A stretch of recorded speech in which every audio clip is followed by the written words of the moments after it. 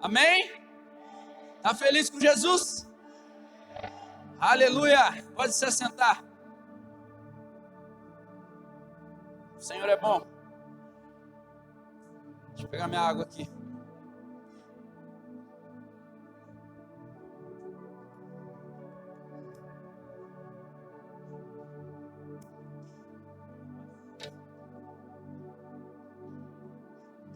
Deus é bom.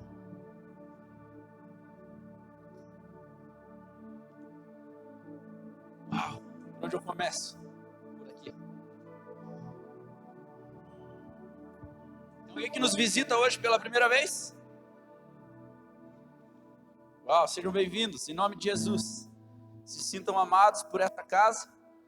Nós somos doidos, mas nós somos doidos e apaixonados por Jesus. Que você possa ser tocado pelo amor dele nessa noite. Tudo isso aqui foi feito para ele e por ele. Não tem nada a ver com o homem. Que você possa ser abençoado nessa noite em nome de Jesus. Vamos lá. Você oferta o seu tempo um pouco para mim? Umas 2h30 só? Fala isso não, Léo. Deus o livre. Vamos lá. Quero que você abra sua Bíblia comigo lá em Marcos, capítulo 8, no verso 34.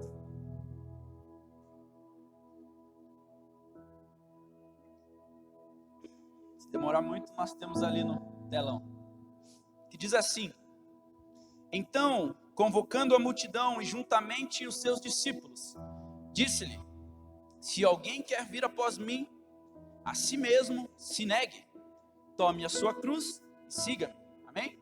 Mais uma vez. Então, convocando a multidão e juntamente os seus discípulos, disse-lhe: Se alguém quer vir após mim, a si mesmo negue-se, tome a sua cruz e siga. Jesus, obrigado por essa noite, Pai.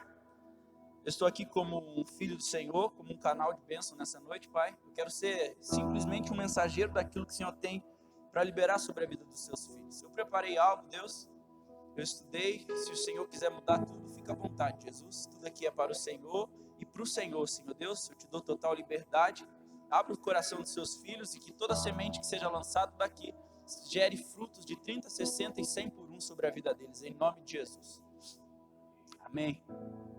Vamos lá, eu quero conversar com você um pouquinho nessa noite. Coloca o título lá para nós, por favor.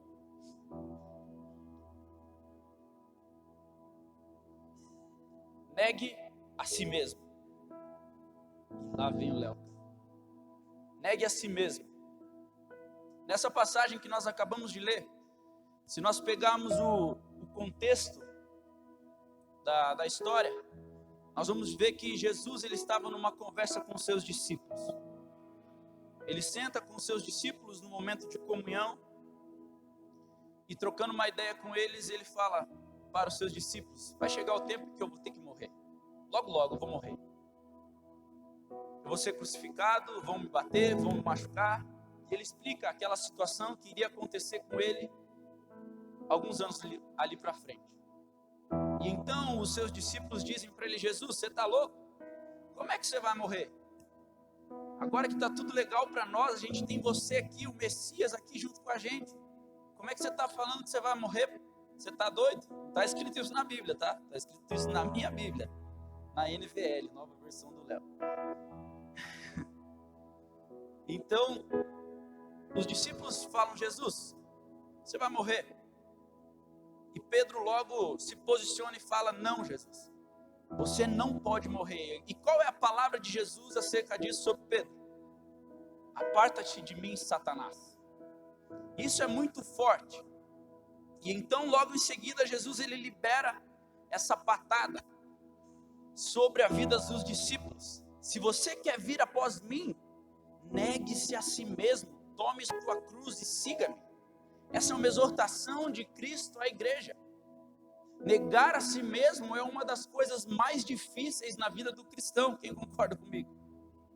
É muito difícil negar a nós mesmos, porque não se trata simplesmente de algumas vontades, mas se trata de todas as vontades. Se trata de todas as vontades onde eu me esvazio de mim mesmo para que a glória de Deus ela seja manifesta através da minha vida. Foi isso que Jesus fez. Jesus ele se esvaziou de si para que o nome do Pai fosse glorificado através da vida dele. E o que significa a exigência de Jesus apresentada aos que desejavam ser os seus discípulos, quando ele disse a si mesmo, se negou, o que exatamente ele queria dizer com isso? Oh, glória. Obrigado, pastor. O que ele queria dizer com isso? Negue a si mesmo. Eu estou me negando. O que ele queria dizer com isso? Desde o início da história humana, o grande conflito que nós, humanos, temos com Deus é uma guerra de vontade. Desde o início da fundação do mundo, lá do Jardim do Éden, o que nós temos dentro de nós é um conflito interno para com Deus. É um conflito interno para com o propósito ao qual Deus estabeleceu dentro das nossas vidas, dentro dos nossos corações. E Ele disse, você é a minha imagem, é a minha semelhança. E a partir daí, quando nós entendemos isso, nós caminhamos segundo a vontade de Deus. Só que, infelizmente, no meio do caminho, muitas vezes há barreiras, há buracos, há lombada que nos fazem parar. E esses conflitos internos que nós temos, ele é uma constante guerra entre desejos, vontades e corrupções do homem, todas elas carnais. Porque essa guerra ela é constante e ela vem com um conflito interno entre carne e espírito.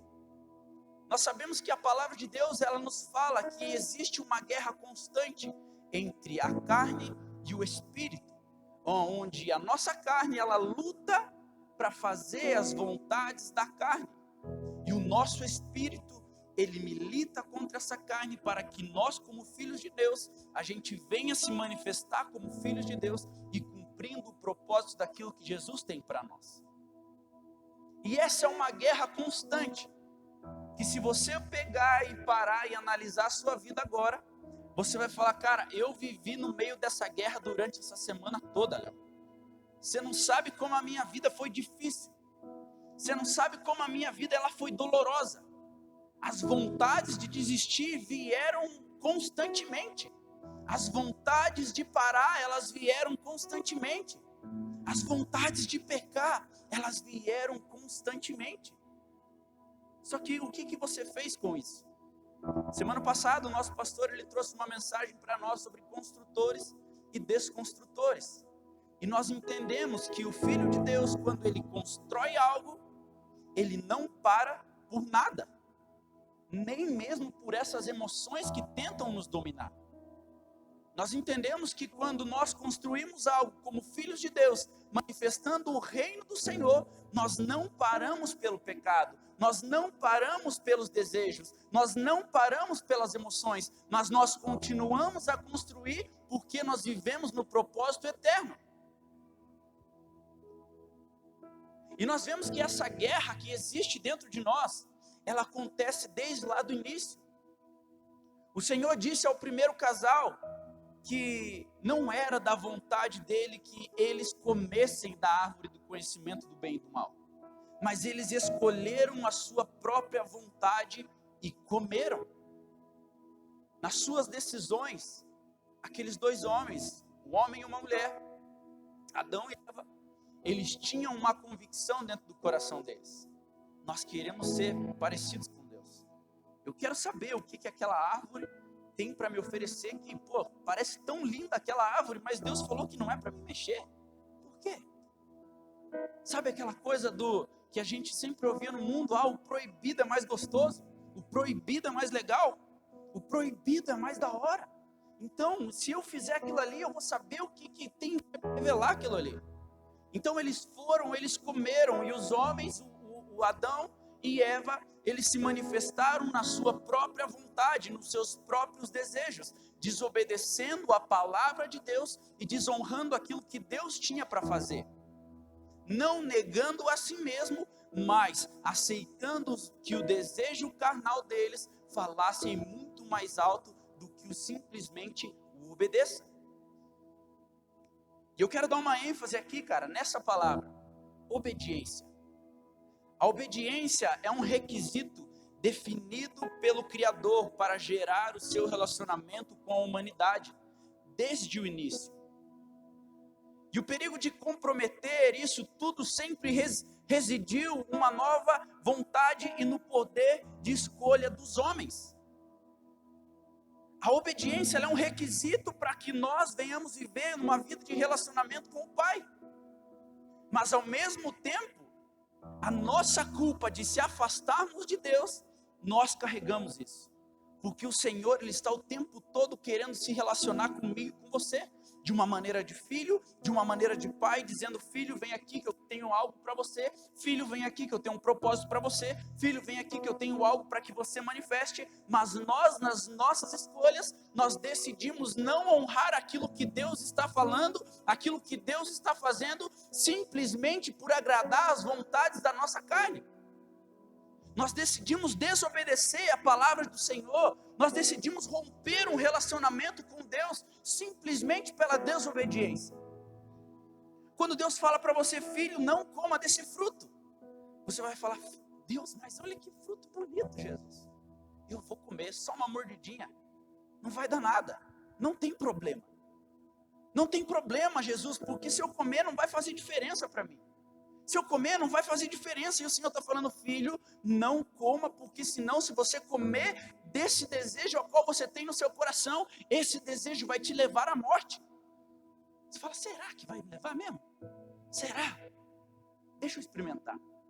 E foi nesse modo de experimentar o pedaço do fruto que Adão e Eva tiveram os seus olhos abertos e a morte entrou no meio de nós. Por causa da desobediência de um homem, o pecado entrou sobre a terra. Por causa da desobediência de um homem, a morte entrou e está sobre nós. Por causa da desobediência de um homem, o nosso Senhor foi desonrado. Por causa da desobediência. E quantos de nós caminhamos em uma vida de desobediência dia após dia? Por não estar disposto a renunciar, por não estar disposto a entregar, por não estar disposto a viver aquilo que o Senhor realmente tem para nós. Porque aquilo que o Senhor tem para nós é grande, é maravilhoso, mas exige sacrifício da minha e da sua parte, para uma entrega. Nós acabamos de cantar: eu quero viver algo novo, eu quero viver algo novo. Talvez nós estamos planejando um ano de 2022, onde nós queremos viver algo novo em Deus, onde nós queremos viver algo novo no nosso trabalho, onde nós queremos viver algo novo em diversas áreas da nossa vida. Mas o quão dispostos nós estamos a obedecer ao Senhor para que a gente venha romper em todas essas áreas? Talvez você fale: Léo, mas para mim é muito difícil obedecer. É muito difícil. Eu não consigo ouvir ordens. Eu não consigo ouvir regras. Que aquilo já endemonia, já minha mão já vira para trás. Quando se fala de regras, já começa a uvar, não fala isso. Você fica endemoniado quando alguém pede para você, fala: cara, você precisa obedecer isso. Você fala: não, eu não vou obedecer, caramba. E isso tem te matado dia após dia, cara. Você, como um filho de Deus, tem deixado de renunciar às suas próprias vontades, os seus próprios desejos, porque você tem mais desejo e mais vontade de agradar a sua carne, agradar os seus devaneios, do que agradar ao Senhor com a sua palavra. Negar a si mesmo é difícil, é complicado, é dolorido, mas quando nós entramos nesse ambiente de obediência ao Senhor, o Senhor ele vem com recompensa e honra sobre nós. Ah, Léo, mas você está me dizendo agora que eu vou entrar num caminho de obediência e as coisas vão mudar na minha vida? Sim e não. Sim e não. Talvez você mude para um caminho de obediência e as coisas elas comecem a se ajeitar. Mas talvez você comece a caminhar num caminho de obediência e as coisas elas comecem a piorar. Por quê? Porque Satanás ele vai fazer de tudo para te parar. Quando ele não faz as coisas para te parar através do seu pecado, ele fala, opa, esse cara está obedecendo demais, essa mulher está obedecendo demais, se ela continuar com esse posicionamento eu vou sofrer, se ela continuar com esse posicionamento vai dar treta para o meu lado, então eu vou fazer algo para parar ele. E ele vai colocando guerras e conflitos dentro do seu coração, dentro do seu eu interno, e você fala, meu Deus do céu, a minha vida estava tão boa e agora está uma droga. Nós precisamos entender que esse relacionamento ele só é rompido que esse relacionamento ele só é rompido pelo que nós, os nossos desejos e desobediência abandonam a Deus. Toda vez que nós se posicionamos de uma forma de desobediência, nós estamos rejeitando aquilo que Deus está fazendo por nós, nós estamos rejeitando aquilo que o Senhor está fazendo por nós, falando, Deus, fica aí, deixa que depois eu me viro, deixa que depois eu faço, deixa que depois as coisas acontecem. Enquanto isso, o propósito do Senhor está te atrasando, o propósito do Senhor através da sua vida está paralisado, porque você não tem coragem de obedecer e honrar a Deus. Isso só tende a adiar a vontade de Deus e as ordenanças de Deus sobre a sua vida. Essa foi a razão pela qual Deus advertiu Caim antes de ele pecar. Gênesis 4:7 vai dizer, o seu desejo será contra ti, mas a ti cumpre dominá-lo. Quer dizer, o Senhor ele tem nos alertado dia após dia, para que nós não venhamos cair no pecado, para que nós não venhamos cair em tentação, para que nós não venhamos cair nos desejos da carne, para que nós venhamos viver uma vida de renúncia, segundo aquilo que Cristo propôs sobre nós. Mas nós muitas vezes nós deixamos de vigiar e nós caímos nesses desejos. O Senhor nos alerta dia após dia, ei filho, cuidado, para onde você está indo, aí é perigoso, tá bom? Você fala, Deus, eu sei me cuidar, Deus, eu sei me cuidar, eu não preciso que o Senhor fique puxando a minha orelha. E quando Deus ele alertou Caim, nós vamos ver que Caim ele não deu ouvido àquilo que Deus tinha feito, aquilo que Deus tinha falado. E logo em seguida, nós vemos que o que acontece entre Caim e Abel? Quem lembra? Caim mata seu irmão Abel. Por quê? Porque o alerta de Deus, a atenção do Espírito veio sobre a vida dele, mas ele não quis negar a si mesmo. Ele não quis renunciar ao seu eu e ele preferiu fazer com que a vontade dele se cumprisse. A vontade da sua carne. Talvez você tenha sido dominado nesses últimos dias pela vontade da sua carne, pelos seus desejos, e você tem falado, cara, eu tenho andado no Espírito. Eu estou aqui no óleo. Mas a vontade que você tem feito não é a vontade de Deus, porque você não está disposto a ouvir e obedecer a Deus. Isso significa que nós temos desejo sim, pois nós somos pessoas carnais, nós somos seres carnais, mas a nós cabe dominá-los sobre todos eles, porque senão seremos dominados pelos nossos desejos. Pelos nossos desejos, cara. Nossos desejos carnais trabalham contra ao propósito de Deus. O tempo todo querendo nos parar, o tempo todo querendo nos paralisar, o tempo todo querendo fazer com que a gente retroceda. Portanto, os nossos desejos são contra nós. Nosso Senhor Jesus não veio apenas para remover a culpa e a condenação do seu pecado. Ele veio para restaurar o propósito inicial comprometido pela desobediência do homem e suas trágicas consequências. Quando Cristo veio à terra, ele veio com esse propósito de restabelecer essa conexão aonde tinha se rompido lá com o primeiro Adão. Quando o Adão pecou, ele falou, cara, agora eu vou ter que descer.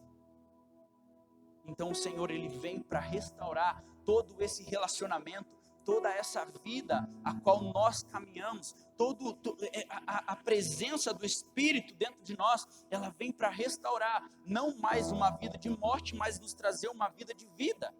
Uma vida onde vale a pena a gente viver, não uma vida onde nós vamos ser escravizados, uma vida onde há salvação, onde há confissão de pecados, onde há transformação de vida, onde há renúncia, onde há um negue-se a si mesmo, e onde a vontade de Deus é feita através de nós.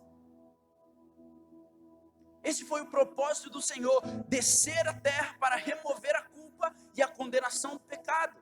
ele veio para restaurar o nosso propósito com Deus, o nosso propósito de vida. Ele veio para restaurar, para te dar uma nova vida, para te dar novas vestes, para transformar a sua vida. Mas agora, será que você está disposto a obedecer, a viver uma vida de obediência, aonde você vai renunciar os seus desejos, as suas dores, as suas culpas, as suas emoções, os seus anseios, para que simplesmente a vontade de Deus ela seja manifesta através da sua vida?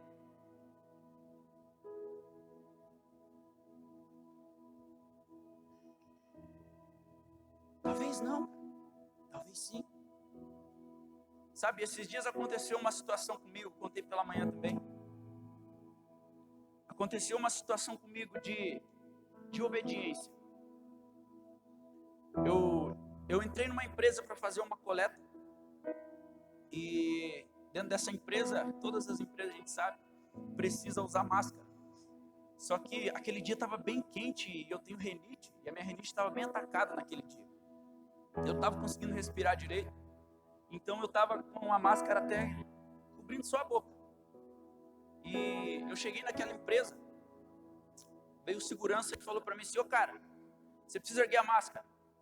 Aqui dentro não pode ficar com a máscara desse jeito. Eu falei: ô irmão, eu não posso, cara. Eu tenho rinite, eu não estou conseguindo respirar. Hoje está bem difícil para mim. Ele falou: não interessa, cara. Você precisa erguer a máscara. Eu estou mandando você erguer a máscara. Eu falei: cara, já falei que eu não posso. Eu não estou conseguindo respirar, meu irmão. Não, cara, você tem que erguer a máscara. Aqui dentro tem ordem, aqui dentro tem regra, aqui dentro tem lei. E você precisa erguer a máscara. Aquele cara começou a erguer a voz comigo. Eu falei: cara, você não está falando com o moleque, cara. Abaixa a bola. Eu já falei que eu não vou erguer a máscara e pronto, cara. Eu não consigo respirar e pronto, eu não vou erguer. Ah, não sei o que. O cara começou a bater boca comigo. Eu falei: cara, não interessa. Eu não vou erguer a máscara e pronto, acabou. E ele pegou bravo, assim, o cara dava dois de mim assim. Fortão, falei: cara, você não tá mexendo com o moleque não, rapaz. Já baixou o cara da quebrada, o cara do pombal ali, e falou: e aí, velho, tá tirando, mano? Já baixou o cara e falou, eu falei: não vou baixar, cara, não vou erguer a máscara, cara, não tô conseguindo respirar. E ele ficou bravo e tal, e a gente começou a discutir, a gente gerou uma discussão ali e tal, e eu saí daquela empresa, né, venci, cara, viu como esse cara não fez eu erguer a máscara, tá tirando, mano, só tá quebrada. Só que eu andei uma quadra, duas quadras, o Espírito Santo me constrangeu, falou: cara, você vai voltar lá, você vai pedir perdão para aquele cara. Ai, Jesus, tá tirando, né? Falei: tá tirando, mano. Mas Jesus, você sabe que eu tenho rinite, eu não consigo respirar. Não interessa, você estava dentro da empresa, onde a empresa tem leis, onde a empresa tem regra, e você desobedeceu aquele cara. Eu falei: tá bom, Jesus, eu vou pedir, mas não vai ser agora. Outro dia eu penso. E passou uns dias, passou uns 15, 20 dias e tal. E eu voltei para aquela empresa com a convicção de chegar lá e pedir perdão para aquele cara. E eu olhei, dei uma procurada, ele não estava ali no estacionamento, eu olhei para ele estava no fundo lá do escritório, eu acho que ele devia estar em reunião.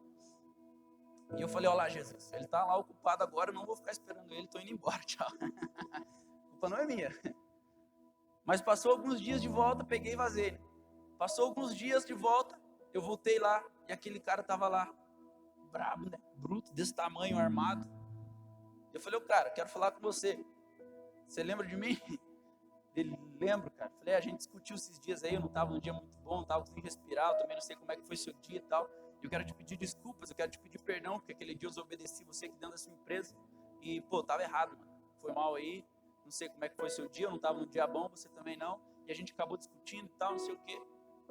E quero te pedir perdão, e é isso, beleza? Peguei na mão do cara, vazei, e agora a gente vai lá e troca ideia com ele. Mas por que eu estou te contando isso, cara? Por que eu estou te dizendo essa história? Porque eu poderia muito bem virar as costas para aquele cara e ir embora. Falar: cara, eu venho aqui pegar a coleta uma vez a cada 15 dias, uma vez a cada mês, isso não vai fazer diferença para mim. Esse cara nem sabe quem eu sou, eu nem sei quem que é esse cara. Vai fazer diferença para mim eu chegar e lá pedir perdão pro cara? Cara, o cara nem é da minha rotina. Eu não fico trombando o cara de um lado pro outro, conversando com o cara. Não é meu amigo. Ia fazer diferença para mim se eu não pedisse?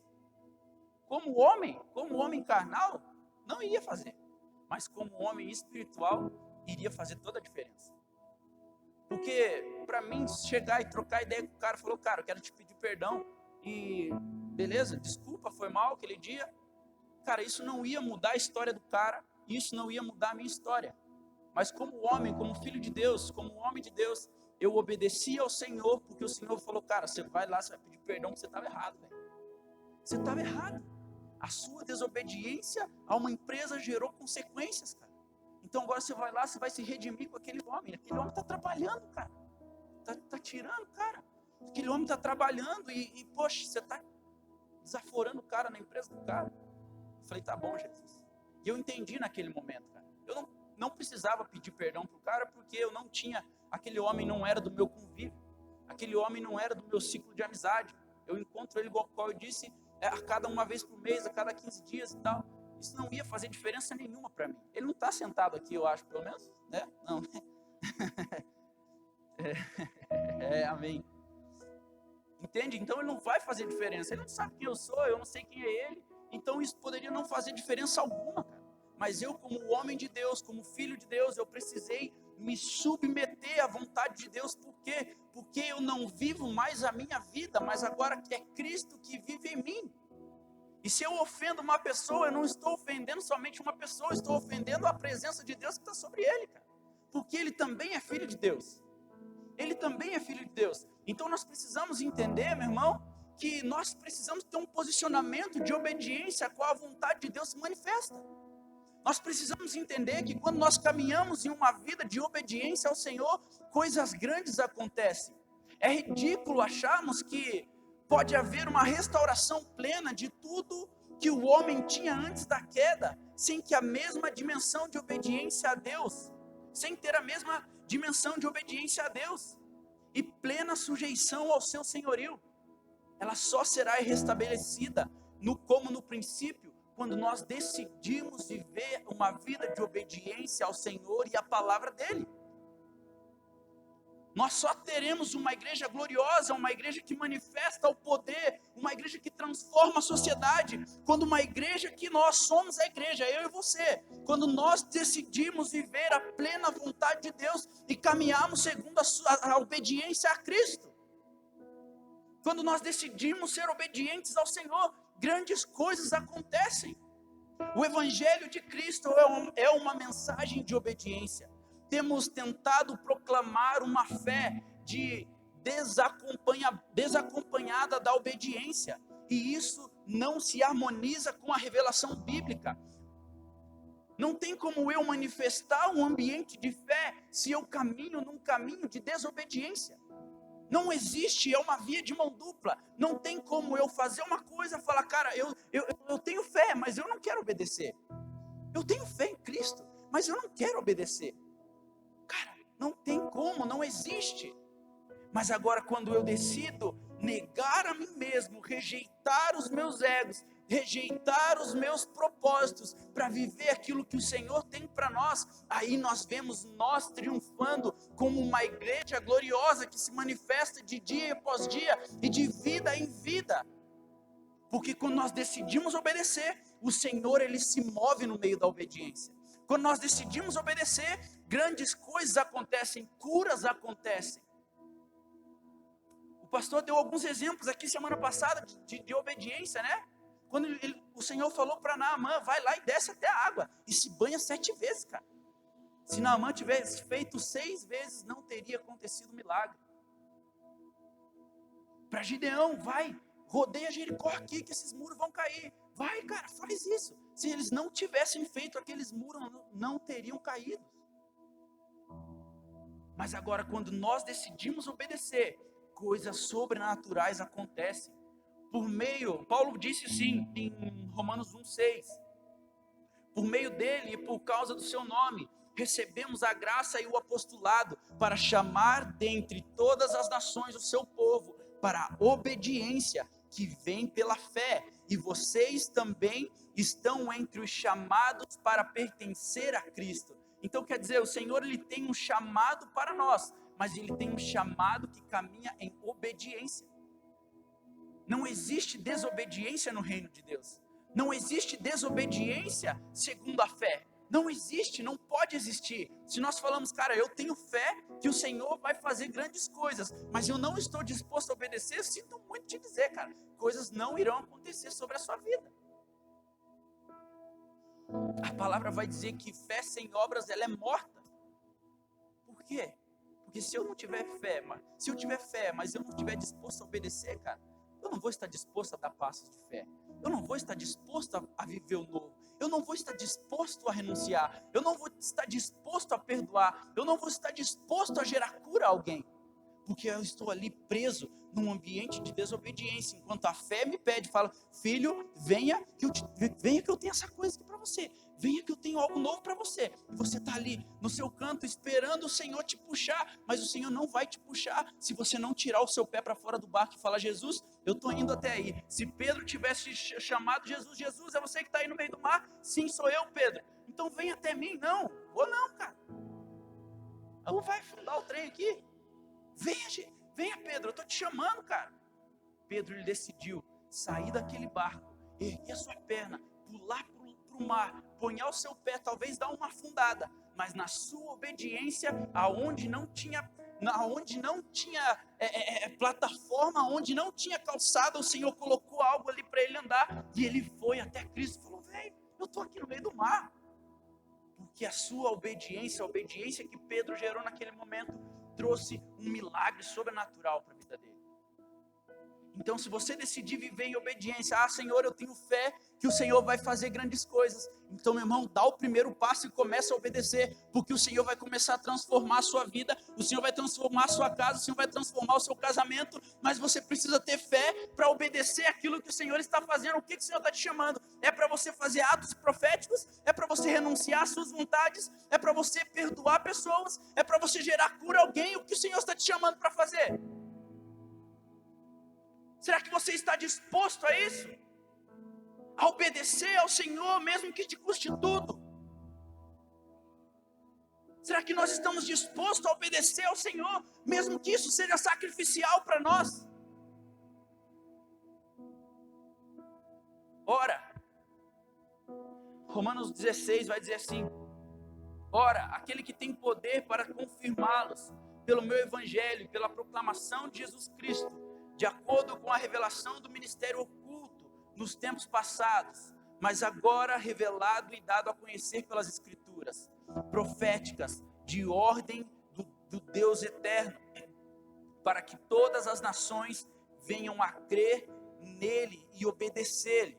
Sim, ao único Deus seja dada toda a glória para todo o sempre, por meio de Jesus Cristo. Amém. Há uma verdade inquestionável de uma conexão nas Escrituras entre crer e obedecer. Cristo mandou pregar o Evangelho a toda criatura e disse que os que crescem seriam salvos. Marcos 16. Portanto, o Evangelho requer do homem uma resposta de fé.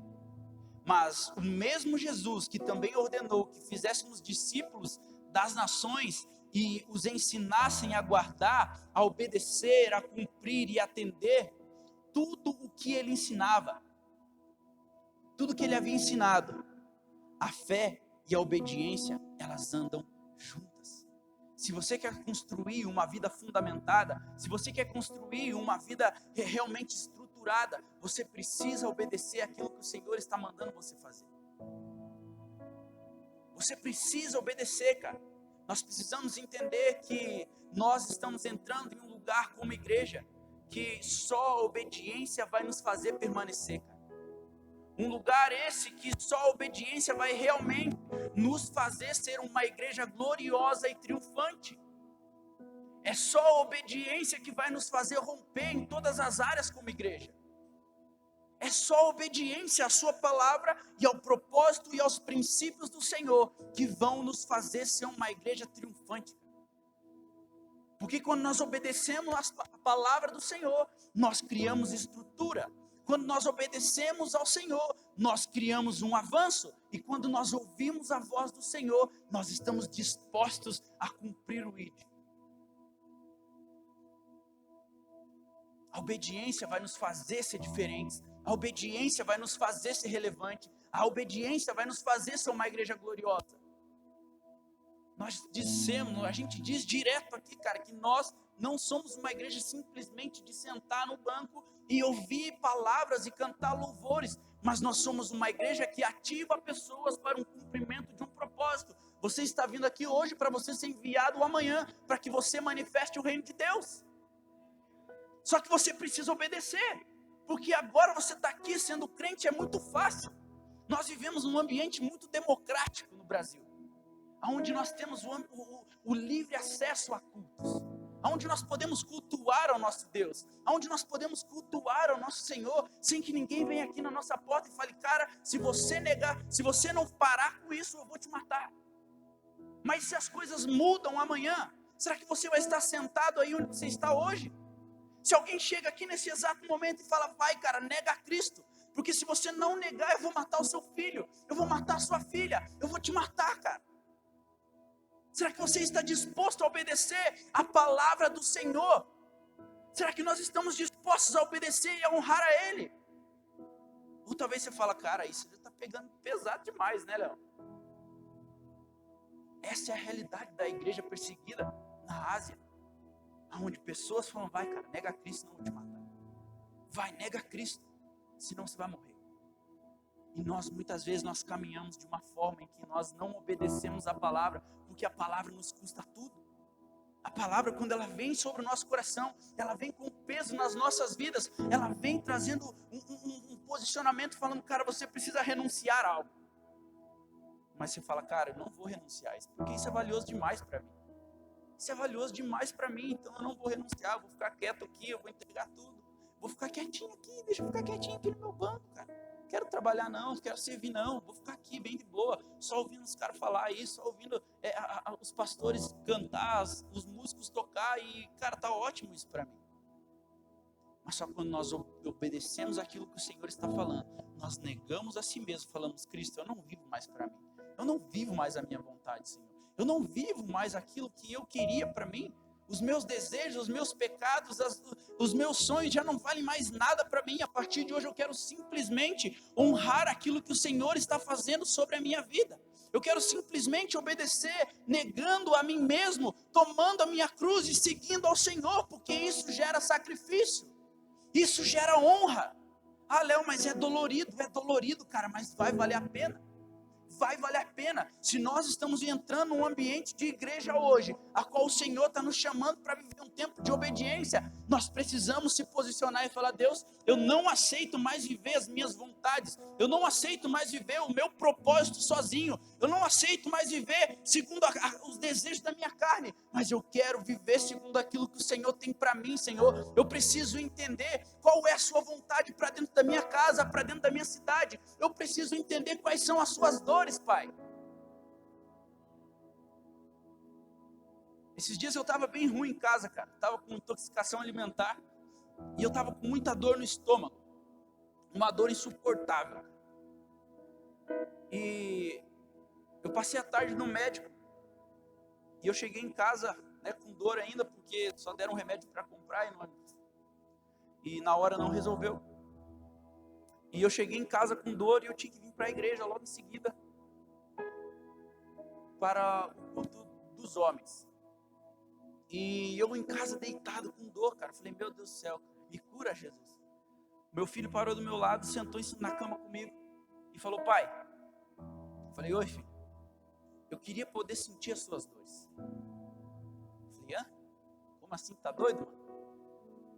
Pai, eu queria poder sentir as suas dores, pai.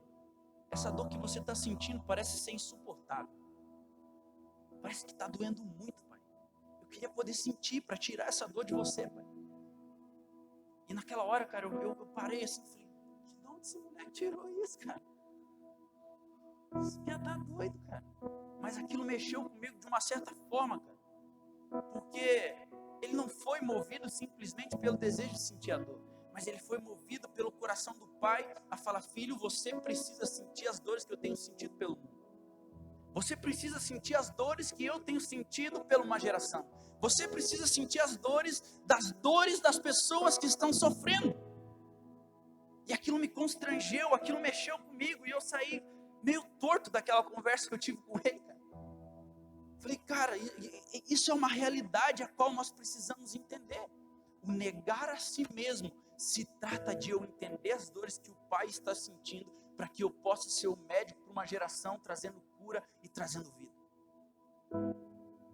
Eu preciso falar, Deus, quais são as suas dores, para que eu possa sarar de alguma forma. Eu não sou o homem perfeito, eu não sou o filho perfeito, mas eu estou disponível a cumprir a vontade do Senhor nessa terra. Eu estou disposto a renunciar tudo que eu tenho, tudo que eu sou, para que o nome do Senhor seja glorificado.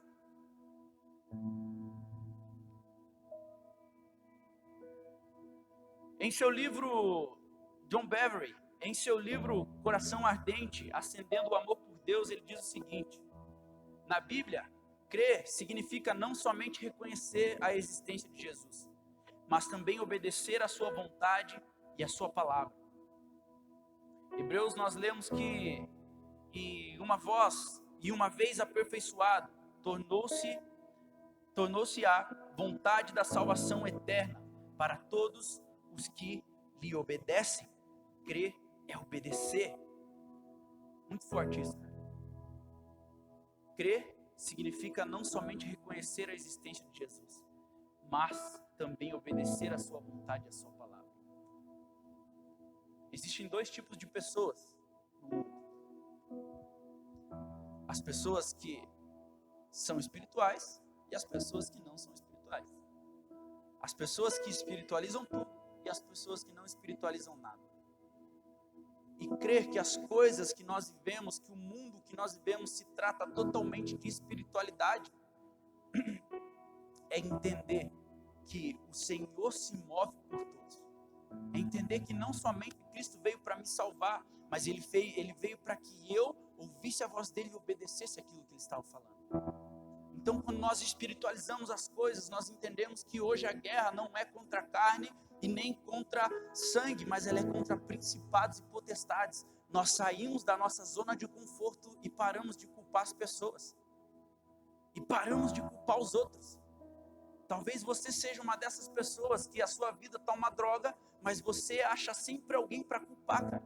Você fala, a minha vida está uma droga porque a culpa é do presidente. A minha vida está uma droga porque a culpa é do meu patrão. Talvez você é essa pessoa que culpa tudo, acha sempre um lugar para culpar alguém, cara. A sua vida está uma droga, você não faz nada. Mas você precisa achar alguém para culpar. Porque é mais fácil. É mais fácil do que você receber e crer que as coisas são espirituais, cara. Eu acredito muito que o nosso país ele tem transformação, mas não uma transformação através de alguém, através de um homem. Mas eu creio que o nosso país tem transformação porque a igreja gloriosa vai se levantar e vai viver em obediência. Os filhos de Deus vão se posicionar e vão manifestar a glória do Senhor. É isso que eu creio. É isso que eu creio, meu irmão. Eu preciso entender que quando eu me posiciono, eu caminho em uma vida de fidelidade ao Senhor. Quando eu me posiciono, eu estou honrando ao Senhor e manifestando aquilo que Deus tem sobre nós. Eu estou manifestando a igreja, eu estou renunciando a minha vida e falando, Deus, eu estou negando a mim mesmo para que o seu nome seja glorificado. Aonde eu posso ser usado nessa geração? Eu não quero estar aqui por acaso. Eu não quero estar aqui simplesmente para estar sentado num banco como esse. Eu quero ser um inconformado que manifesta a vontade do Senhor aonde eu estou, cara. Eu preciso ser essa pessoa que vive aquilo que o Senhor está falando. Filho, vai lá e pede perdão para aquele cara. Ninguém vai te ver, ninguém vai saber, mas vai lá e se conserta com ele. Porque um posicionamento meu vai transformar a vida de alguém, cara. Um posicionamento meu vai gerar algo numa geração. Então nós precisamos, cara. Com isso em mente, é necessário reconhecer que a ordem de Cristo sobre negar a si mesmo não é mera tentativa de nos privar de algo supostamente bom. Trata-se do princípio da obediência sendo cultivado através do exercício da única coisa que pode barrar a nossa inclinação ao pecado, o domínio próprio. Quando nós temos domínio próprio, nós vivemos uma vida de obediência. Só que agora talvez tem homens que não sabem se controlar em áreas da sua vida. Talvez tenha mulheres que não sabem se controlar em áreas da sua vida. Por quê? Porque falta domínio próprio. Falta domínio próprio, e com isso nós temos carregado uma vida de peso, de fardo sobre nós, porque nós não estamos dispostos a renunciar, a se entregar, a negar a si mesmo e falar: Deus, eu vou te obedecer, custe o que custar. Eu vou te obedecer, custe o que custar, porque a partir de hoje não se trata de privar-se de coisas, mas se trata de cumprir-se um propósito. Se trata de manifestar a voz do Senhor. Paulo, ele definiu isso como uma autonegação nas suas palavras.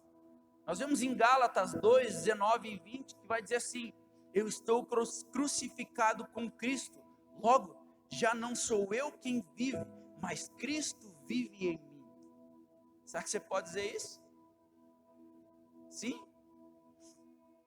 Aqui o apóstolo Paulo está nos dizendo: eu tomo a minha cruz, eu sigo ao meu Jesus, e eu não vivo pelos meus planos, mas eu vivo para cumprir a vontade do meu Senhor.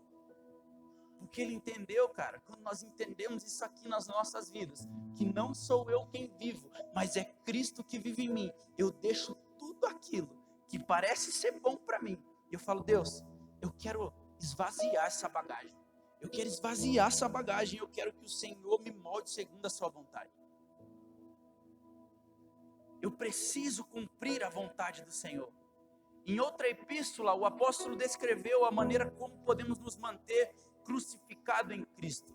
1 Coríntios 9, 27 diz: mas eu esmurro o meu corpo e reduzo à escravidão, para que, tendo pregado a outros, não venha eu mesmo ser desqualificado. O que é a autonegação? Ela não deve ser confundida com o autoflagelo. A linguagem de Paulo sobre esmurrar o corpo deve ser vista como figurada. O que percebemos especialmente quando ele fala sobre reduzir o corpo à escravidão. Aliás, para entender a não literalidade da afirmação do apóstolo, não basta questionar de que forma essa segunda frase poderia ser literal. Nós vemos isso na vida de José. Quando José no Egito disse não à sua vida carnal, de aceitar a proposta indecente da mulher de Potifar e de adulterar com ela, ele estava esmurrando o seu próprio corpo e reduzindo a sua escravidão. Ele estava dizendo: cara, eu não aceito ser escravo do meu pecado. Quantos de nós vivemos escravos dos nossos desejos carnais?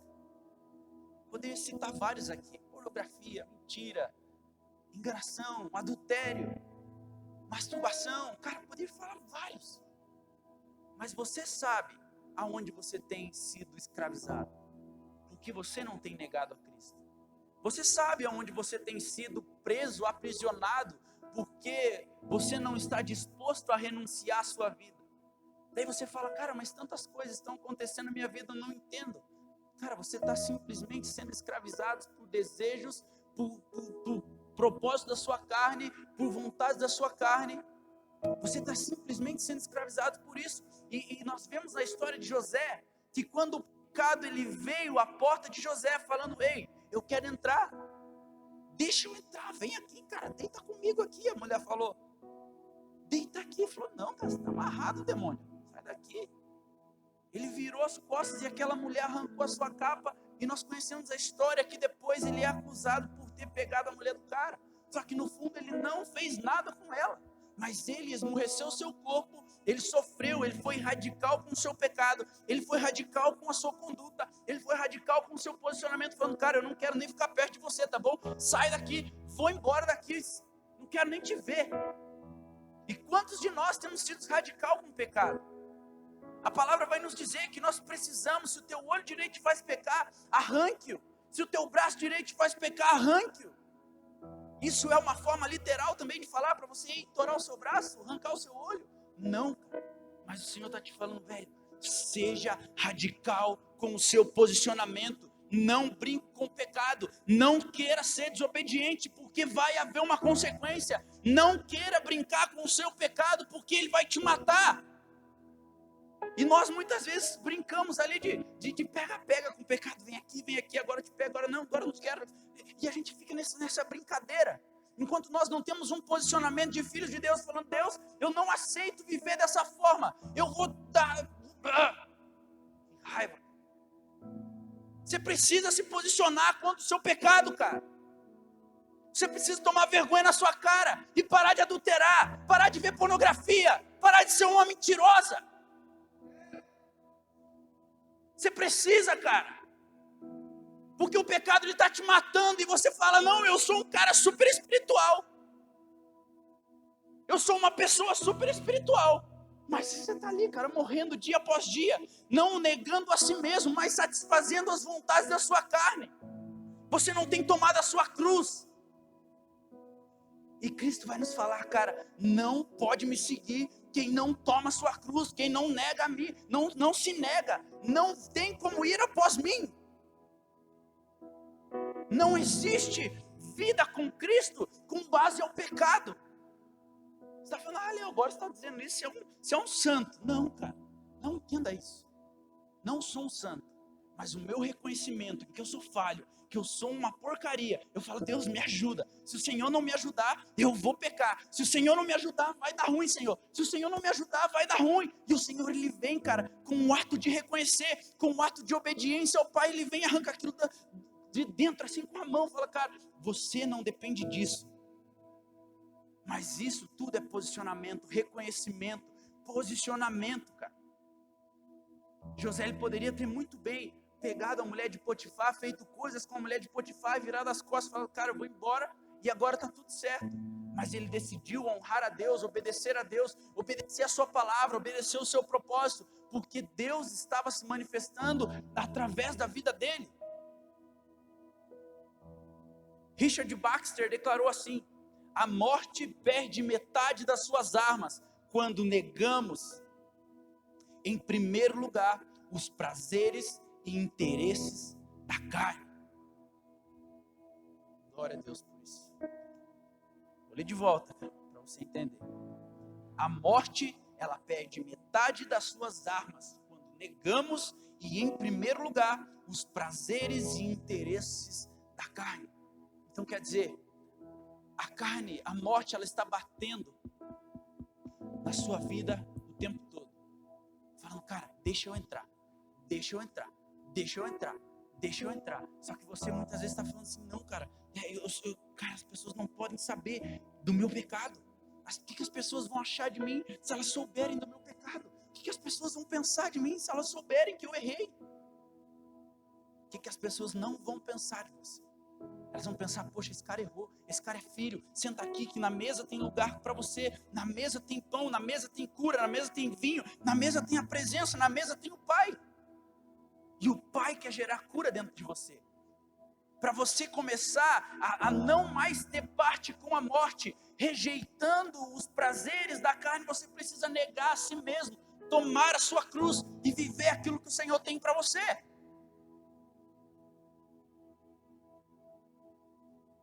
Quem já entregou a sua vida e tudo de si a Cristo, não tem mais nada a perder. Não há ameaças que possam intimidá-lo.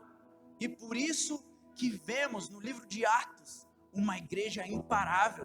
Não havia prisões, não havia ameaças, não havia perseguições e nem martírios que pudessem parar aquela primeira geração de cristãos. Não existe, cara, não existe na história algo que falou, você viu que os apóstolos lá pararam porque o outro queria jogar ele lá na banheira de óleo quente lá. Você viu lá que o outro parou lá porque ele foi jogado na cova dos leões. Você viu lá que o outro parou lá porque ele foi enterrado de ponta cabeça? Nossa, ele negou a Cristo. Não, cara. Não existe. Quando homens e mulheres de Deus se posicionam em uma vida de obediência, esses homens da primeira igreja, da igreja primitiva, eles só obedeceram a Deus, eles só obedeceram ao Pai, eles só sentiram as dores que o Pai estava tendo e falaram, Deus, se for preciso eu morro por você, se for preciso eu entrego a minha vida por você, Jesus. Só que muitas vezes a gente vem num lugar como esse para falar, Deus, eu preciso de uma cura. E cara, Deus tem cura para você. Eu preciso de um milagre. Deus tem milagre para você. Só que você vem aqui para ser enviado, para levar o amor e o evangelho de Deus a todas as pessoas.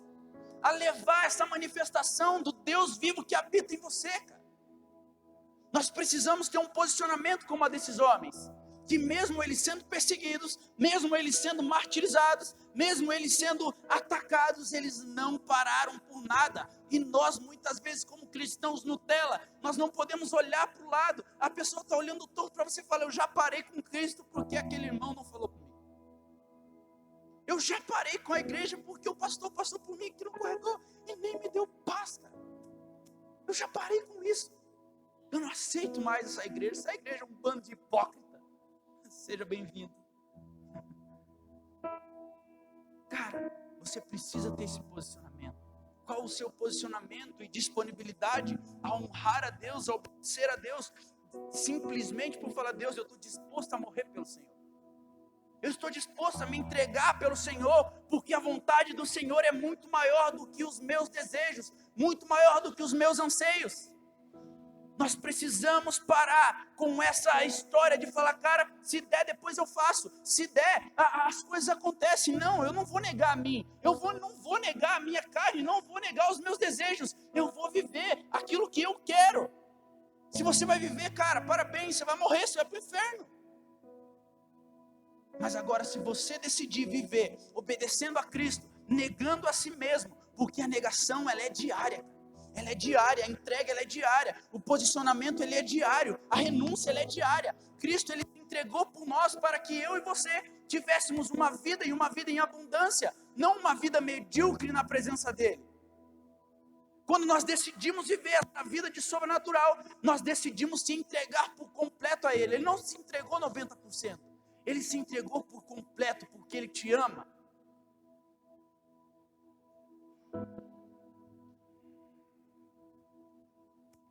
Quem já ouviu a história dos jovens moravianos? Uma pessoa? A história dos jovens moravianos, cara. 2 jovens de aproximadamente 20 anos. Eu falo essa história e já encerro no final. 2 jovens de 20 anos ouviram falar na ilha de uma ilha ao leste da Índia, onde existiam 3.000 pessoas que nunca tinham ouvido falar de Jesus. Eles trabalhavam escravos naquela ilha, cujo dono era um britânico, um agricultor e ateu. E esses 2 jovens, eles entraram em contato com esse dono e eles falaram, cara, será que tem a possibilidade de a gente ir falar do evangelho para essas pessoas estão aí aprisionadas e tal? Ele falou, não, aqui não existe nenhum tipo de religião e aqui ninguém vai falar de nada para ninguém. Pronto, acabou. Mas qual é a possibilidade? Cara, possibilidade nenhuma, é zero. E sabe qual foi a ideia desses caras? 2 jovens de apenas 20 anos, com o futuro inteiro pela frente. Foi simplesmente falando, cara, se a gente não pode ir lá por bem, já sei, vamos negar a si mesmo e vamos se vender como escravo para a gente morar naquele lugar? Para a gente levar o evangelho para aquelas pessoas? 2 jovens de 20 anos, que clamavam pela presença, que buscavam pelo Senhor, que se entregavam ao Senhor. 2 jovens decidiram simplesmente se vender como escravos, para que 3.000 pessoas fossem tocadas pelo amor do Senhor. 3.000 pessoas foram tocadas. A gente lê, a gente não acha muita coisa depois disso. Mas, cara, se eles decidiram se vender, se entregar, se levar até aquele lugar, falando, cara, eu sei que eu não vou voltar. A história vai dizer que existia, quando eles saíram no navio para ir sentido a ilha, houve um avivamento naquele lugar, onde os amigos e os parentes estavam ali rodeados e começaram a orar e buscar o Senhor, porque aqueles 2 jovens estavam indo buscar aquelas vidas, entregando a si mesmo, renunciando às suas vontades, para que a vontade de Deus fosse feita. Pode se colocar de pé, e eu já vou encerrar.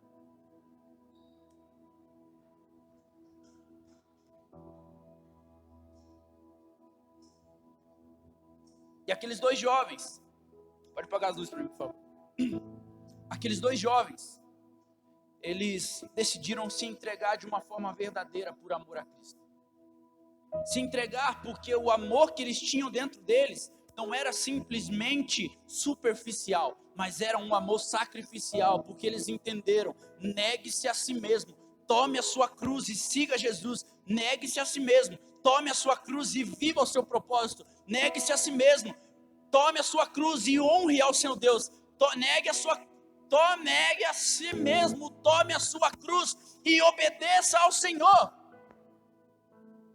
Eles entenderam, meu irmão, e agora a pergunta é para mim e para você. O quanto nós estamos dispostos a se entregar de uma forma verdadeira por amor a Jesus. O quanto nós estamos dispostos a realmente se dar e falar: Deus, a partir de hoje eu nego a minha vida.